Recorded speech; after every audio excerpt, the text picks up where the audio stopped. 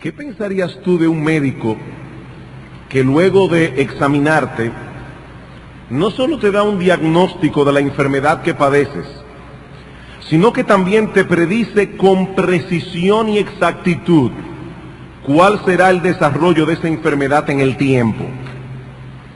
Dentro de un mes vas a sentir esto y aquello, y en 2 meses y medio vas a tener estos síntomas, y un mes después esto otro, y a las 5 semanas de comenzar el tratamiento, el medicamento te va a producir esta y esta reacción.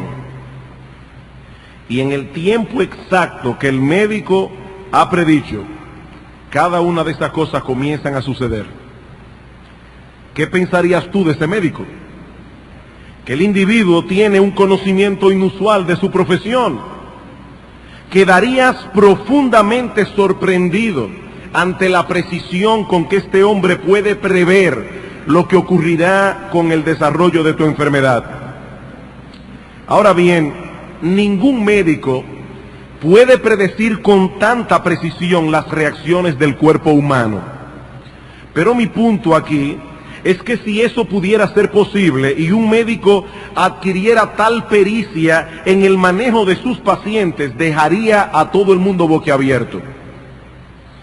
En las Escrituras nos topamos con una serie de profecías que no solo predicen algunos eventos, sino que también establecen el tiempo en que tales eventos habrán de ocurrir. Y eso no nos sorprende porque Dios es Dios. Él conoce el fin desde el principio.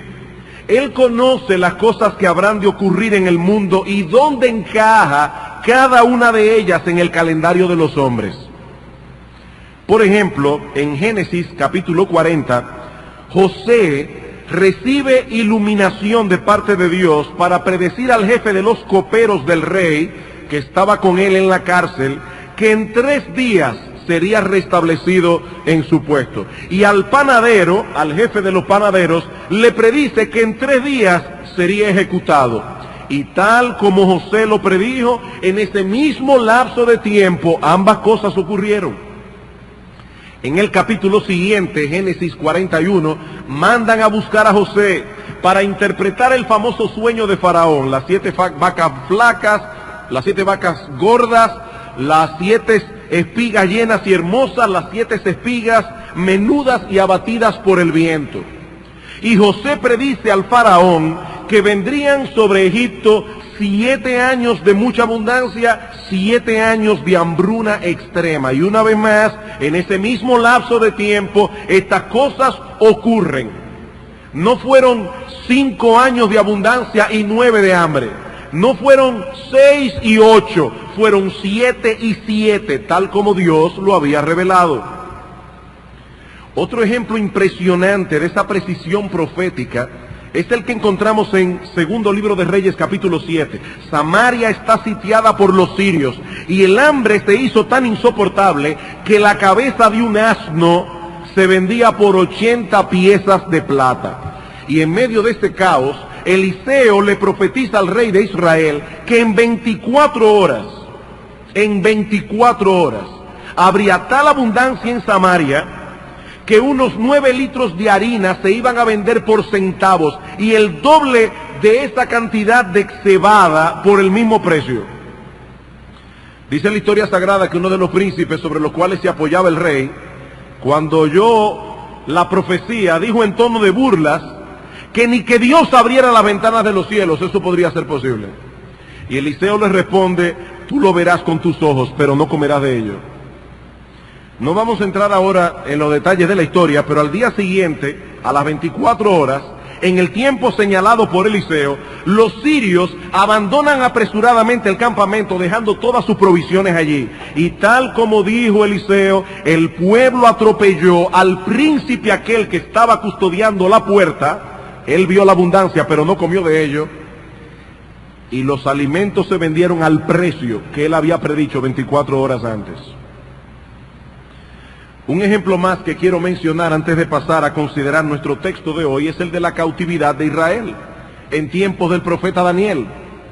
Dios había profetizado que Israel sería llevado al cautiverio por la nación de Babilonia, y el profeta Jeremías predice que dicho cautiverio duraría 70 años. No vamos a buscar el texto, pero pueden leerlo luego en Jeremías capítulo 25, versículos 8 al 11. Y Jeremías profetiza que al final de esos 70 años, los judíos regresarían a su tierra. Jeremías capítulo 29, versículo 10. Y una vez más, la profecía se cumplió en el tiempo establecido. Y es precisamente en el contexto del cumplimiento de esta profecía que Daniel clama a Dios por el retorno de Israel cuando el cautiverio llevaba ya unos 68 años. Esta oración quedó registrada en el capítulo 9 del libro de Daniel, que es donde nos encontramos en este momento en nuestra serie de predicaciones consecutivas en este libro, Daniel capítulo 9. Como resultado de esta oración, el Señor revela a su siervo una de las predicciones más sorprendentes, no solo con respecto al retorno de la cautividad, sino con respecto al tiempo de la aparición del Mesías y lo que habría de ocurrir con Israel en ese contexto. Daniel capítulo 9, versículos 24 al 27.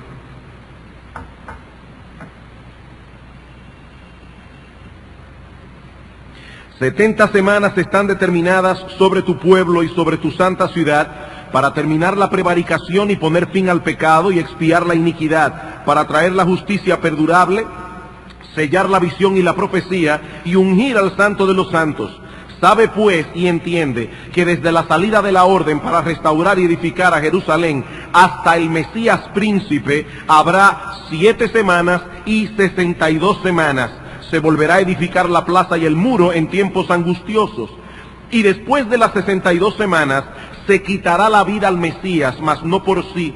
Y el pueblo de un príncipe que ha de venir destruirá la ciudad y el santuario, y su fin será con inundación, y hasta el fin de la guerra durarán las devastaciones.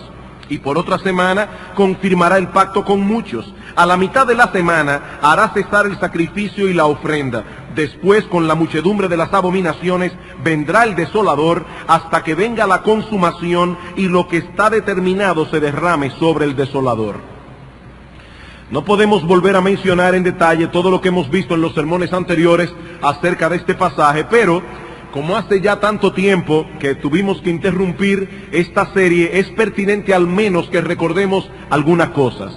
Daniel está preocupado por el futuro inmediato de su pueblo, y Dios le envía al ángel Gabriel para darle a conocer lo que habría de ocurrir con Israel en los años venideros. Versículo 24, 70 semanas están determinados sobre tu pueblo y sobre tu santa ciudad. Como vimos ya, la palabra semanas significa literalmente 7, por lo que el texto señala 70 períodos de 7, y el texto no especifica si son 7 días, si son 7 meses, si son 7 años. Simplemente dice 70 períodos de 7 están determinados sobre tu pueblo, y una serie de cosas habrán de ocurrir en ese tiempo.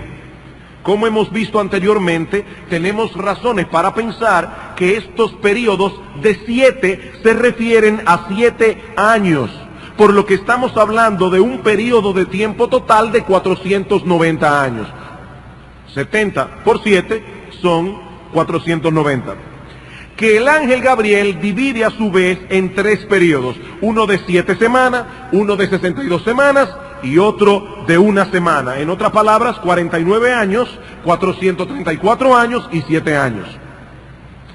Y es precisamente en este punto donde nos encontramos en este momento. ¿Qué predice el texto que habría de ocurrir en ese lapso de tiempo? 4 cosas: la restauración de Jerusalén, la aparición del Mesías, el rechazo y muerte del Mesías y la destrucción de Jerusalén. Eso es básicamente lo que el texto profetiza, aparte de todo lo que vimos ya en el versículo 24. Pero en el desglose del tiempo, como lo da el ángel luego, él nos dice que 4 cosas habrían de ocurrir: la restauración de Jerusalén, la aparición pública del Mesías, la muerte del Mesías y finalmente la destrucción de Jerusalén. Veamos estos eventos agrupándolos de dos en dos.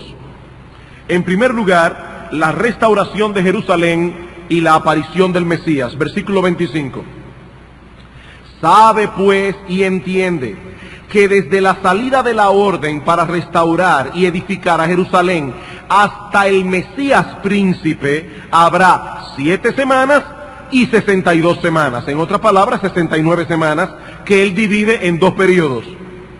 Se volverá a edificar la plaza y el muro en tiempos angustiosos. El ángel revela a Daniel que estos 490 años comenzarían a correr en el momento en que fuera emitida una orden para restaurar y edificar a Jerusalén. ¿Cuándo comienza a contar el tic-tac de este reloj?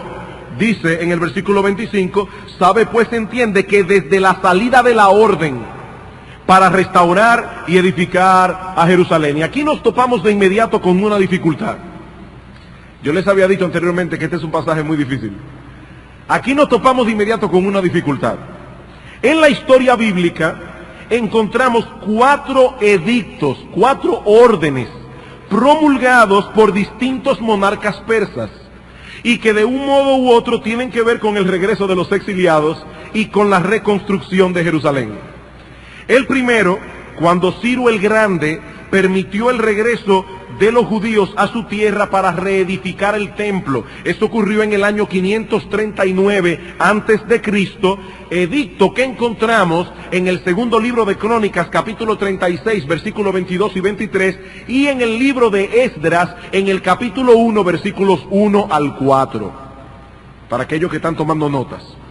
En esta ocasión, los exiliados son conducidos por Zorobabel, y bajo su dirección levantan un altar para el holocausto, reinauguran el ritual de los sacrificios y colocan los cimientos del nuevo templo. Recuerden que el templo había sido destruido por Nabucodonosor en el año 538. 586. Ahora, ese dato se me fue de la mente, pero es por ahí. Muy pronto, ese pequeño remanente de judíos encontró muchas dificultades y problemas, por lo que no pudieron adelantar gran cosa la reconstrucción del templo, mayormente por culpa de los samaritanos, quienes pusieron tantos obstáculos que finalmente la obra se detuvo. Así permaneció por 15 años, durante los cuales se establecieron este grupo de judíos en las proximidades de Jerusalén y se dedicaron a cultivar sus tierras. Mientras tanto, muere el rey Ciro en el año 530, le sucede su hijo Cambises, que más tarde fue sucedido a su vez por Darío I, que era miembro de una rama colateral de la Casa Real. Y al principio de su reinado, del reinado de Darío I, los repatriados reciben un nuevo impulso para continuar la obra a través del ministerio profético de Ageo y Zacarías. Tanto uno como el otro alentaron al pueblo a proseguir con la reconstrucción del templo, por lo que Zorobabel vuelve a la carga. Pero una vez más, los samaritanos se enteran y tratan de parar la obra de nuevo, remitiendo este asunto a la corte real. Darío recibe el caso, investiga y encuentra el edicto que había sido emitido por el rey Ciro, por lo que ordena, a través de otro edicto, que los judíos no fueran estorbados, sino que más bien se les facilitase toda la ayuda que el decreto original de Ciro prometía. Este es el segundo decreto. Fue promulgado entre los años 519 y 518 antes de Cristo, aunque debemos recalcar que este fue más bien una confirmación de la validez del decreto anterior de Ciro el Grande. Si quieren leer acerca de esto, pueden buscar Esdras capítulo 5 y capítulo 6. Animados con esta nueva prueba del amor de Dios, los judíos finalmente reconstruyen el templo por segunda vez en el 515 antes de Cristo. aunque en ese momento no fue totalmente completado ni adornado como debía ser.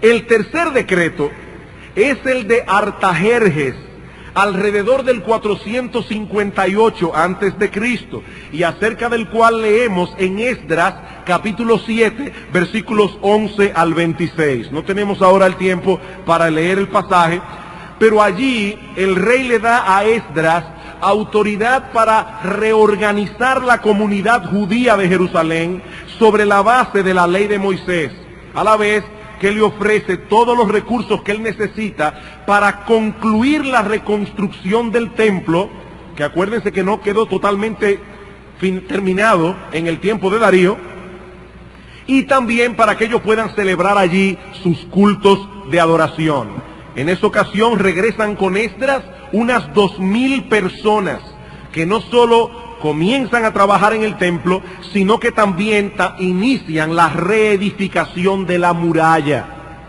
de la ciudad.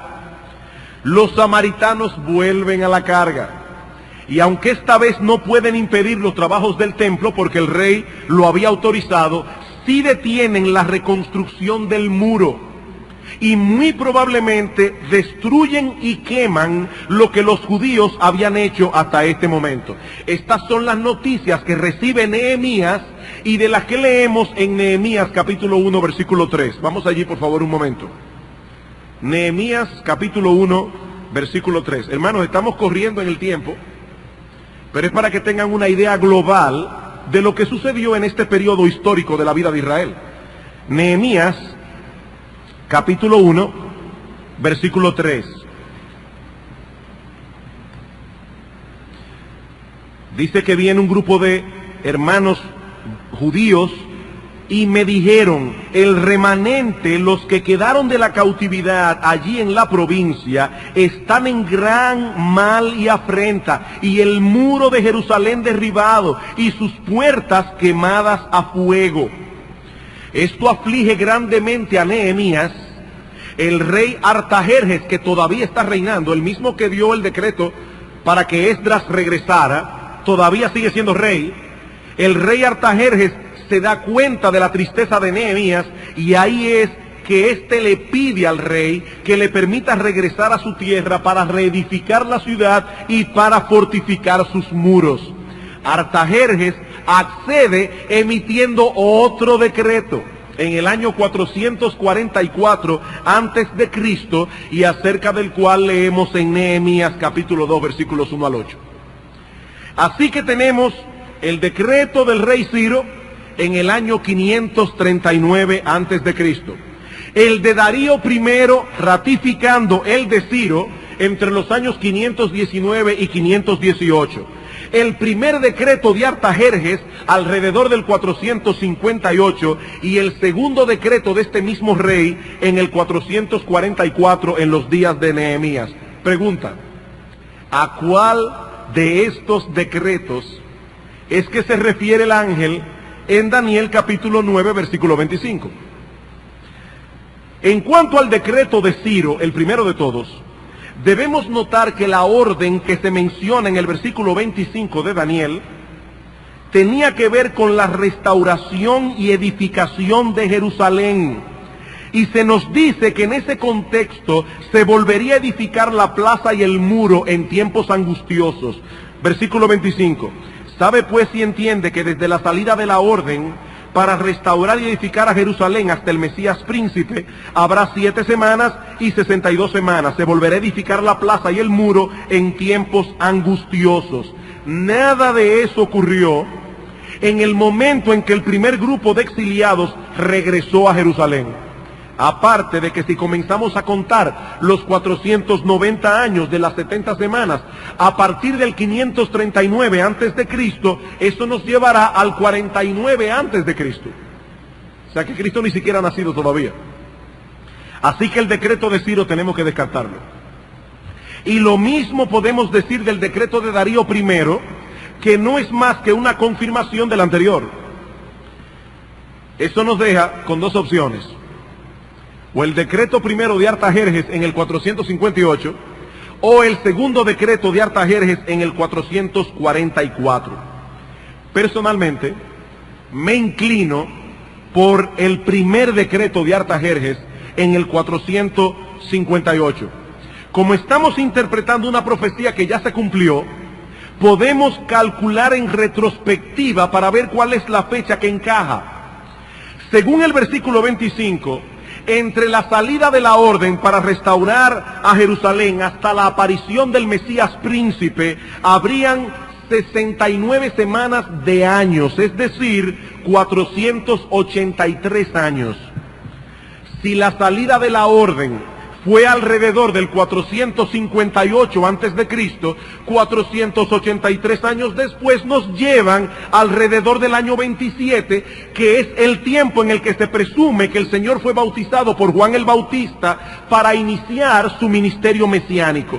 Recuerden, hermanos, que nuestro calendario tiene un error. El Señor no nació en el año 0. Hay un error en el calendario.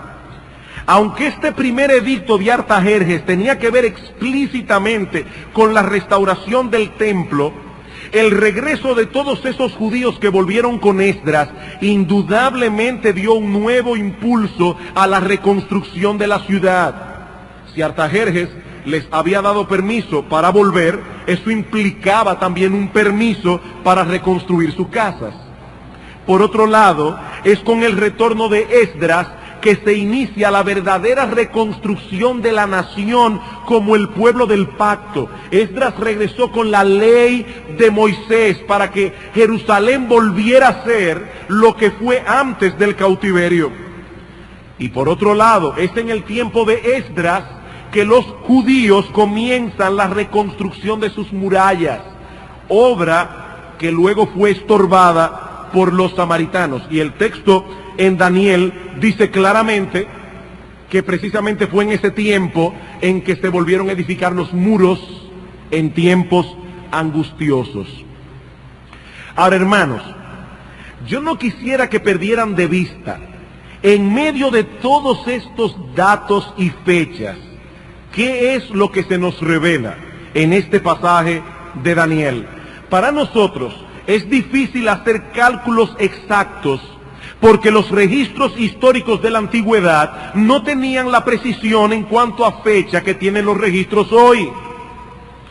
Ellos no usaban ni siquiera nuestro calendario, pero es obvio que esta profecía se cumplió tal como fue predicha. El Mesías apareció en el escenario de Israel como Mesías, no que nació en esa época, es que él apareció como Mesías en el momento de su bautismo, 483 años después que fuera promulgado el decreto del que se habla en el versículo 25 de Daniel 9. De hecho, cuando Cristo nació, algunos judíos piadosos sabían que el Mesías estaba a punto de nacer. Lucas capítulo 2. Lucas capítulo 2, versículo 25. Y he aquí había en Jerusalén un hombre llamado Simeón, y este hombre justo y piadoso esperaba la consolación de Israel, y el Espíritu Santo estaba sobre él. Y le había sido revelado por el Espíritu Santo que no vería la muerte antes que viese al ungido del Señor. En el caso particular de Simeón, este había recibido una revelación de parte de Dios. Pero noten ahora el versículo 36. Estaba también allí Ana, profetisa, hija de Fanuel, de la tribu de Aser, de edad muy avanzada, pues había vivido con su marido 7 años desde su virginidad, y era viuda hacía 84 años. Y no se apartaba del templo, sirviendo de noche y de día con ayunos y oraciones. Esta, presentándose en la misma hora, daba gracias a Dios cuando vio al niño, y hablaba del niño a todos los que esperaban la redención en Jerusalén. Y aquí debemos incluir también a los magos que vinieron de Oriente, que muy probablemente eran persas, y muy probablemente leyeron el libro de Daniel, y pudieron calcular que para esa fecha tenía que estar naciendo el Mesías, aunque admito que eso es una especulación. Si ellos leyeron el libro de Daniel o no, no lo sabemos, pero no podemos olvidar que Daniel fue un ministro persa. o sea, de los persas. Él era judío. Y muy probablemente, siendo un hombre tan prominente, el libro de Daniel se guardó en los anales de los persas. Y estos magos de Oriente muy probablemente leyeron aquella profecía. Por eso cuando vieron la estrella en el firmamento, pensaron que podría estar anunciando la venida de ese rey.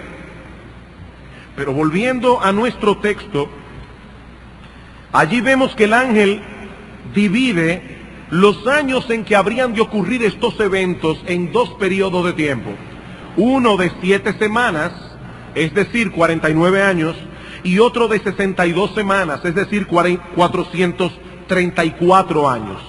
Durante el primer periodo se reconstruiría la ciudad, versículo 25. Sabe pues y entiende que desde la salida de la orden para restaurar y edificar a Jerusalén hasta el Mesías príncipe, habrá 7 semanas y 62 semanas. Se volverá a edificar la plaza y el muro en tiempos angustiosos. Que la última parte de este versículo se cumplió tal como fue profetizado, tenemos testimonios abundantes en el libro de Nehemías, especialmente en los capítulos 3, 4, 6 y 9. Cómo los judíos encontraron tanta oposición cuando trataron de hacer la obra de reconstrucción. Ellos realmente reconstruyeron el muro y la plaza en tiempos angustiosos. El segundo periodo de 434 años es el que vino inmediatamente después de la reconstrucción de la ciudad, y en el cual, según esta profecía, nada se predice en particular, excepto el hecho de que al final de ese tiempo, el Mesías haría su aparición en el escenario de Israel. Este segundo periodo corresponde al tiempo intertestamentario, que se inició después del ministerio de Malaquías y concluyó con el inicio del ministerio del Señor. Durante todo ese tiempo, Israel no recibió palabra de Dios. Pero aún nos resta una semana en la profecía, es decir, un periodo de 7 años en los cuales muere el Mesías, habiendo sido rechazado por su pueblo, lo que trae como consecuencia la destrucción de Jerusalén unos años más tarde. Versículo 26. Y después de las 62 semanas se quitará la vida al Mesías, mas no por sí. Y el pueblo de un príncipe que ha de venir destruirá la ciudad y el santuario, y su fin será con inundación, y hasta el fin de la guerra durarán las devastaciones. Y por otra semana confirmará el pacto con muchos. Ese por otra semana debe ser traducido más bien, y una semana confirmará el pacto con muchos. A la mitad de la semana hará cesar el sacrificio y la ofrenda. Después, con la muchedumbre de las abominaciones, vendrá el desolador, hasta que venga la consumación y lo que está determinado se derrame sobre el desolador. Lo primero que encontramos en el versículo 26 es el anuncio de la muerte del Mesías. Y hermanos, no olviden que Daniel escribió su libro en el año 538 a.C., es decir, 570 años antes de que eso ocurriera. 570 años antes del evento. El ángel le revela que eso ocurrirá después de las 62 semanas. Y aunque el texto no especifica qué tanto tiempo después, en el versículo 27 se nos provee la clave para entender que esto ocurre en la mitad de la semana 70, es decir, 3 años y medio después que Cristo inició su ministerio. Pero eso lo veremos en un momento.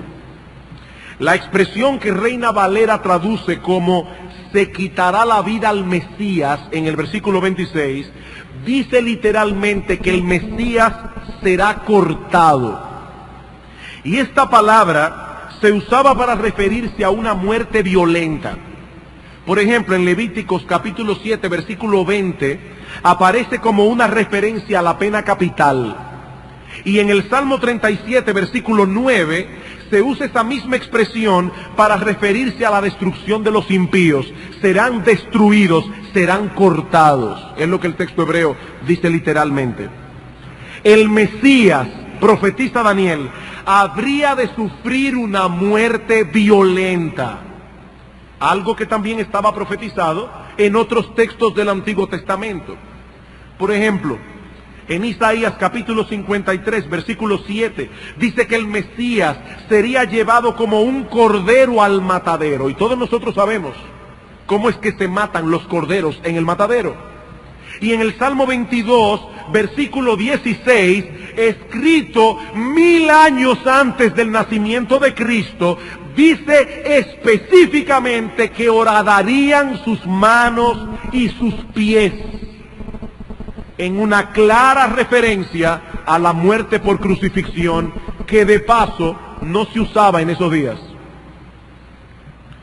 Pero el texto dice más, versículo 26, y después de las 62 semanas se quitará la vida al Mesías, se cortará, el Mesías será cortado, mas no por sí. ¿Y eso qué significa? Bueno, la palabra que se usa en el original hebreo, al final de la frase, es un nombre que significa nada, vacío. Por eso muchos comentaristas traducen esta frase así: y después de las 62 semanas, el Mesías será cortado y no tendrá nada. Eso es lo que el texto dice literalmente. El Mesías será cortado y no tendrá nada. Comentando acerca de estas palabras, alguien escribió: un posible significado de esta extraña frase podría ser que Cristo murió aparentemente sin amigos ni honor, fue rechazado por los hombres, tratado como un criminal y aún abandonado por el Padre. En el área de cosas atractivas y deseables, su porción equivalía a nada. El Mesías príncipe fue cortado sin tener aquello que era propio de él. El Mesías murió como un criminal cualquiera, siendo el Hijo de Dios, siendo santo e inocente. Lo que sigue diciendo el texto tiene que ver con las terribles consecuencias que vendrían sobre Israel luego de la muerte de Cristo. Versículo 26. Y después de las 62 semanas, el Mesías será cortado y no tendrá nada, y el pueblo de un príncipe que ha de venir destruirá la ciudad y el santuario, y su fin será con inundación, y hasta el fin de la guerra durarán las devastaciones. Y aquí, hermanos, no hay duda, prácticamente todos los comentaristas ortodoxos, no importa la escuela escatológica a la que pertenezca, están de acuerdo en que esta profecía se refiere a la destrucción de Jerusalén por los romanos en el año 70 después de Cristo, bajo el mando de Tito. Aunque eso no ocurrió inmediatamente después de la crucifixión, y por lo tanto no puede ser colocado dentro de la semana 70 propiamente dicha, ambos eventos, la muerte de Cristo y la destrucción de Jerusalén, se encuentran íntimamente conectados entre sí, porque fue parte del castigo de Dios sobre Israel por haber rechazado al Mesías. De hecho, el mismo Cristo reveló que una cosa sería consecuencia de la otra. Mateo capítulo 23.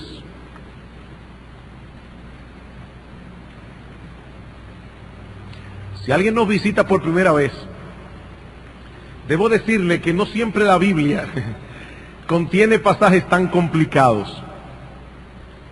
Pero, como alguien dijo una vez, en la Biblia hay aguas tan bajitas donde puede nadar un niño, hay aguas tan profundas donde se puede ahogar un experto. Estamos tratando de explicar esto lo más sencillo que podemos. Pero hasta ahí que yo puedo, ya yo no puedo más de ahí. Mateo capítulo 23, versículo 37. Jerusalén, Jerusalén, que matas a los profetas y apedreas a los que te son enviados. ¿Cuántas veces quise juntar a tus hijos, como la gallina junta sus polluelos debajo de las alas, y no quisiste? He aquí vuestra casa os es dejada desierta, porque os digo que desde ahora no me veréis hasta que digáis: bendito el que viene en el nombre del Señor. Cuando Jesús salió del templo y se iba, se acercaron sus discípulos para mostrarle los edificios del templo. Muy probablemente cuando el Señor dice: vuestra casa os es dejada desierta, ellos dicen: ¿y eso qué significará? Que Jerusalén va a ser destruida. ¿Y qué va a pasar con el templo? Esto es una joya arquitectónica que los judíos creían que era indestructible. Y cuando ellos salen, dice, Señor, y mira el templo. Respondiendo él les dijo, ¿veis todo esto? De cierto os digo que no quedará aquí piedra sobre piedra que no sea derribada. El hecho de que ellos rechazaran a su Mesías y a todos los profetas que fueron enviados antes que él, iba a traer como consecuencia la destrucción de Jerusalén. Y hermanos, tal como fue profetizado, Tito atacó Jerusalén en abril del año 70. Pero la ciudad resistió el sitio por un tiempo. Llegaron a tener un hambre tan grande allá adentro que las madres se comieron a sus hijos, lo mismo que ocurrió en la época de Nabucodonosor. Finalmente, el 24 de julio, los romanos capturaron la fortaleza Antonia.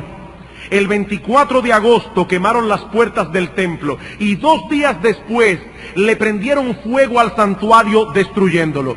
Ya para el 26 de septiembre, empezó en abril, para el 26 de septiembre toda la ciudad estaba en las manos de Tito y éste la hizo arrasar por completo, dejando únicamente en pie las 3 torres del palacio de Herodes en el muro occidental y parte de la muralla misma. Eso fue lo único que quedó en pie en la ciudad de Jerusalén. Se dice que del templo no quedó ninguna piedra sobre otra piedra, tal como Cristo lo profetizó. Este general romano, Tito, que a su vez era príncipe, porque era el hijo mayor del emperador Vespasiano, tal como lo señala la profecía de Daniel 9, dice el pueblo de un príncipe que ha de venir, no le dio tregua a los judíos hasta que la ciudad fue completamente destruida. Está esto que se refiere probablemente al final del versículo 26, cuando dice que su fin será con inundación y hasta el fin de la guerra durarán las devastaciones. Hasta que él termine de hacer lo que él iba a hacer, él iba a seguir devastando. Luego en el versículo 27 se nos dan más detalles acerca de los eventos que se profetizan en el versículo 26. De hecho, hermanos, ustedes deben notar la estructura de este pasaje. Este pasaje no va en orden cronológico. En el versículo 24 primero, luego en el tiempo del versículo 25, luego en el tiempo no. En el versículo 24 se nos da un resumen de todo lo que va a pasar. Luego en el 25 se nos dan algunos detalles. Luego en el 26 se nos dan otros detalles. Y luego en el 27 se nos dan otros detalles. No es cronológico. ¿Qué dice el versículo 27? Y por otra semana confirmará el pacto con muchos. A la mitad de la semana hará cesar el sacrificio y la ofrenda. Después, con la muchedumbre de las abominaciones vendrá el desolador, hasta que venga la consumación y lo que está determinado se derrame sobre el desolador. La idea que transmite en la primera frase del versículo 27 es que alguien, en este caso el Mesías del versículo 26, hará prevalecer un pacto con muchos, subrayando que ahora los términos y condiciones de ese pacto serían hechos efectivos. Que Cristo cumplió este aspecto de la profecía por medio de su obra redentora es algo que está claramente establecido en el Nuevo Testamento. Mateo capítulo 26. Mateo capítulo 26. Si no tenemos aquí el tiempo para buscar más textos y de manera particular en el libro de Hebreos, donde esta enseñanza se enfatiza una y otra vez. En Mateo capítulo 26, versículo 27, en el contexto de la celebración de la Pascua y cuando se instituye la Santa Cena, dice, y tomando la copa y habiendo dado gracias, les dio diciendo, bebed de ella todos, porque esto es mi sangre del nuevo pacto, que por muchos es derramada para remisión de los pecados. Por otra parte, volviendo a Daniel 9, cuando Cristo muere en la cruz, Él hace cesar de una vez por todas el sistema de sacrificios del Antiguo Testamento que señalaban o apuntaban hacia Él. Por eso es que en Daniel 9:27 se nos dice que a la mitad de la semana, es decir, 3 años y medio después de haber iniciado su ministerio, hará cesar el sacrificio y la ofrenda. Hebreos capítulo 7, versículo 27, para ver el cumplimiento de esta profecía. Hebreos capítulo 7, versículo 27. Vamos a leer desde el 26. Porque tal sumo sacerdote nos convenía, santo, inocente, sin mancha, apartado de los pecadores y hecho más sublime que los cielos, que no tiene necesidad cada día, como aquellos sumos sacerdotes, de ofrecer primero sacrificios por sus propios pecados y luego por los del pueblo, porque esto lo hizo una vez para siempre, ofreciéndose a sí mismo. Hebreos capítulo 10, versículo 11. Y ciertamente todo sacerdote está día tras día ministrando y ofreciendo muchas veces los mismos sacrificios que nunca pueden quitar los pecados. Pero Cristo, habiendo ofrecido una vez para siempre un solo sacrificio por los pecados, se ha sentado a la diestra de Dios, de ahí en adelante, esperando hasta que sus enemigos sean puestos por estrado de sus pies. Porque con una sola ofrenda hizo perfectos para siempre a los santificados. A la mitad de la semana muere Cristo y hace cesar los sacrificios y la ofrenda. Finalmente, Daniel 9:27, el texto menciona una vez más las terribles consecuencias que vendrían sobre Israel por su responsabilidad en la muerte del Mesías. Versículo 27, después, con la muchedumbre de las abominaciones vendrá el desolador hasta que venga la consumación y lo que está determinado se derrame sobre el desolador. Este texto puede leerse también en el hebreo, después con las alas de abominación vendrá la desolación. Y puede interpretarse de dos maneras. Puede ser una referencia a las cosas abominables que Tito habría de hacer contra los judíos en Jerusalén y de manera particular en el templo. O puede referirse también a que los judíos continuarían haciéndose abominables ellos mismos delante de Dios al atacar ferozmente la fe cristiana luego de haber rechazado al Mesías, y que por eso acarrearían sobre sí la desolación determinada por Dios. Vamos a 1 Tesalonicenses capítulo 2. Noten lo que Pablo dice allí acerca de los judíos.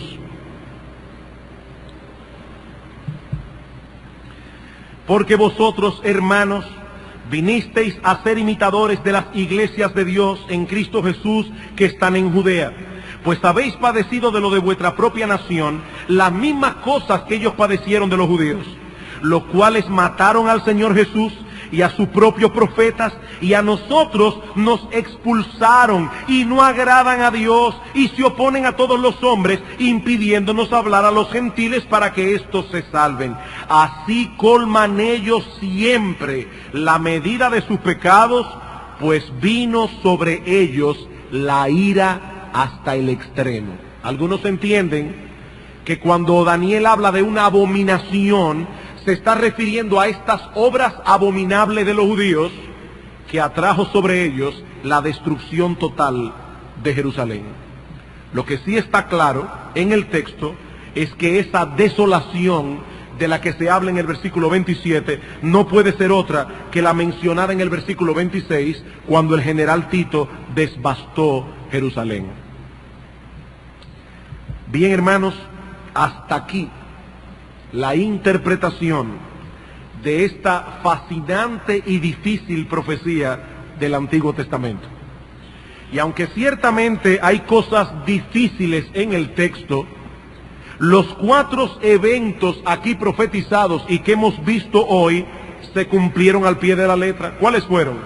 El retorno de los judíos y la reconstrucción de la ciudad de Jerusalén, el tiempo de la aparición del Mesías, su muerte violenta en la cruz del Calvario y la subsecuente destrucción de Jerusalén por haber rechazado al Mesías. Esta profecía es una prueba contundente de que nuestro Dios es veraz y de que la Biblia es su palabra. Podemos poner toda nuestra confianza en este libro sagrado, hermanos, porque el Dios que lo inspiró no miente. Sus profecías son verdaderas, lo mismo que sus promesas, lo mismo que sus advertencias.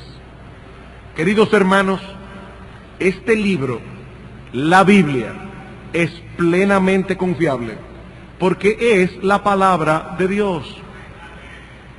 Esa es una de las razones por la que los incrédulos no tendrán excusa en el día del juicio. Dios se ha revelado al hombre a través de su creación, a través de su palabra, y tanto la una como la otra llevan impresas las marcas indelebles de su autor.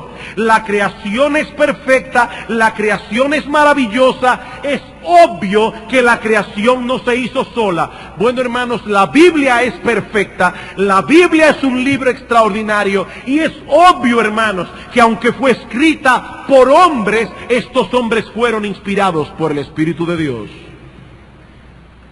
La palabra de Dios. Por eso Pedro dice en 2 de Pedro capítulo 2, capítulo 1, versículo 16 al 18, dice: nosotros vimos la gloria de Cristo en el Monte Santo, pero ustedes tienen la palabra profética más segura, a la cual hacéis bien en estar atentos como a una antorcha que alumbra en lugar oscuro, hasta que el día esclarezca y el lucero de la mañana salga en vuestros corazones. Pedro dice: mi experiencia fue real, yo vi la gloria del Mesías, pero ustedes tienen la palabra profética más segura. Hermanos, la Biblia, la palabra escrita de Dios, está por encima de cualquier experiencia humana, incluyendo la experiencia de los apóstoles con Cristo. Y Pedro dice, entendiendo primero esto, que ninguna profecía de la Escritura fue de interpretación privada. En otras palabras, esa palabra que se traduce allí, interpretación, significa en el griego literalmente decisión. Ninguna profecía de la Escritura fue escrita por decisión privada del profeta. No fue que Daniel se sentó a especular, déjame comenzar a decir cosas y decir que en 70 semanas. No, él fue inspirado por el Espíritu de Dios. El ángel Gabriel le dio esa revelación, y tal como Dios se lo reveló, así mismo aquellas cosas fueron cumplidas. Y mi amigo que estás aquí sin Cristo en el día del juicio, si mueres sin el Señor, si mueres en tus pecados, tendrás que darle cuenta a Dios por qué no le creíste, habiendo Él dejado un libro tan perfecto.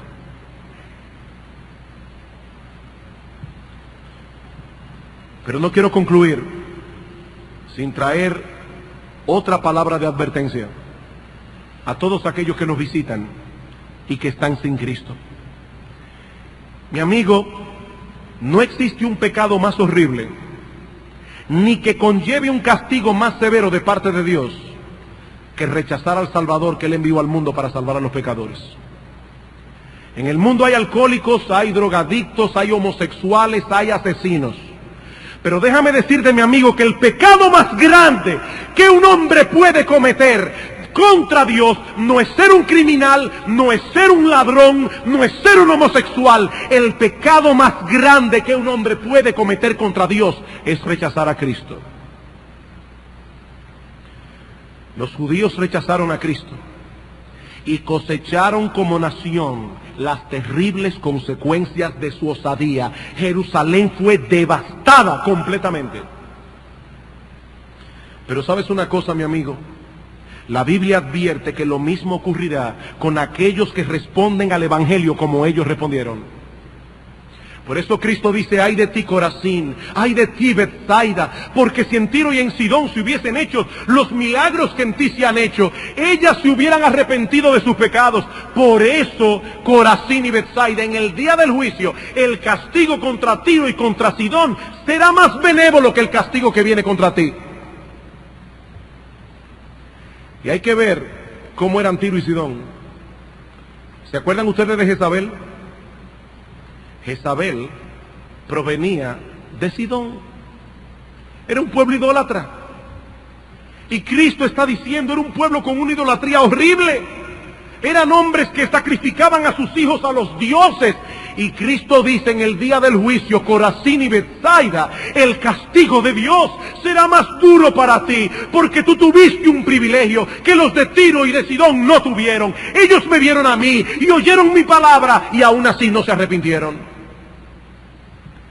Ay de ti, Capernaum, que hasta el cielo fuiste elevada, hasta el Hades serás abatida. Porque si en Sodoma y en Gomorra, dice Cristo, si hubiesen hecho los milagros que se han hecho en ti, hace tiempo que se hubiesen arrepentido en silicio y ceniza. Por lo tanto, habitantes de Capernaum, en el día del juicio, el castigo de Dios contra los sodomitas, el castigo de Dios contra los homosexuales y contra las lesbianas, que de paso serán castigados por Dios, aunque los psicólogos digan lo que digan, pero en el día del juicio, los habitantes de Capernaum serán castigados más severamente por haber rechazado al Mesías. Amigo mío, no cometa semejante locura. No cometa semejante locura. Algún día te presentarás delante del tribunal de Dios a dar cuenta por tu vida. Y en este día solo saldrán absueltos aquellos que aceptaron por fe la obra redentora de Cristo. No demores en venir a Él, porque hoy tienes la oportunidad de hacerlo. A menudo pienso en aquellos que tienen el privilegio de escuchar la palabra de Dios predicada domingo tras domingo. Niños, jóvenes, adultos, personas que no ignoran el mensaje del Evangelio, que saben lo que Dios espera de ellos, que han oído invitaciones como estas una y otra vez, o como la invitación del pastor Salvador Gómez esta mañana, y aún así continúan endurecidos en sus corazones. Créame, se los digo de corazón, yo tiemblo al pensar en el día en que esos niños, esos jóvenes y esos adultos tengan que dar cuenta en el tribunal de Dios, si llegan allí en la condición en que se encuentran hoy. Tiemblo al pensarlo. ¿Qué privilegio han recibido? Oh, mi amigo, créemelo, así será tu condenación. Así como se cumplió esta profecía de Daniel, y Dios te lo está diciendo para que entiendas que Él no miente, créeme, mi amigo, así será tu condenación. Oh, que Dios tenga misericordia de ti. Que Dios tenga misericordia de ti, porque todavía estás a tiempo de huir de la ira venidera. Estás a tiempo. Mi amigo, ven a Cristo, y no mañana. No, es esta noche, mi amigo, es hoy. Pídele que te salve, pídele que perdone tus pecados, pídele que te conceda su gracia, pídele que te dé el don de la vida eterna.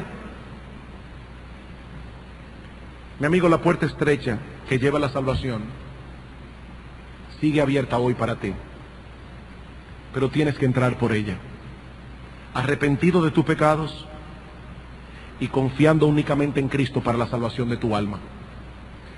Si así lo haces, tú no tendrás que temblar cuando escuches profecías como estas, sino que te gozarás en tu corazón, porque dirás, así como Dios cumplió estas profecías, así cumplirá también todas aquellas promesas que hace a sus hijos, de que nosotros moraremos con Él en gozo perpetuo por los siglos de los siglos.